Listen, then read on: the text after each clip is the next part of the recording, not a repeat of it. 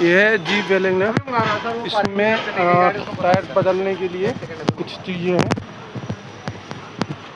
इसमें जैक का लोकेशन, जैसे गाड़ी का ये डिक्की खोलेंगे तो डिक्की में यहाँ पे ये जैक का लोकेशन, ये इस कवर से कवर होता है, इसके नीचे होता है।